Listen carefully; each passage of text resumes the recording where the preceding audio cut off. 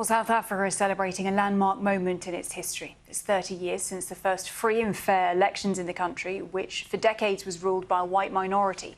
Under the violent apartheid regime, the state segregated different ethnicities, with black Africans having virtually no rights, no vote, no freedom of movement, and only limited ownership rights. Well, after decades of struggle, the African National Congress secured the freedom of its leader, Nelson Mandela, and negotiated a peaceful transition away from the white-only rule. Now, that process culminated on April 27, 1994, when South Africans of every ethnicity queued together for miles to cast their ballot, electing Mr. Mandela as South Africa's first black president.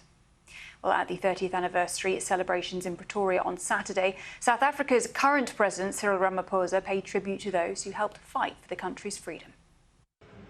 On that day, as we cast our votes for the first time, a great heaviness lifted from our shoulders. Our shackles had been cast off.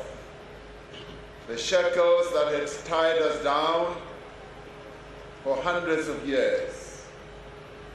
The weight of centuries of oppression was no longer holding us down.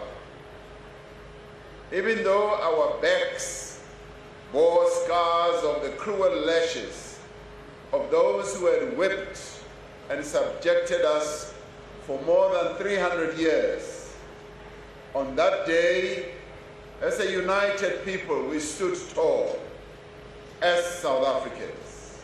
Now, Mr. Ramaphosa is up for re-election in May, and his African National Congress, or ANC, has been in power continuously since 1994.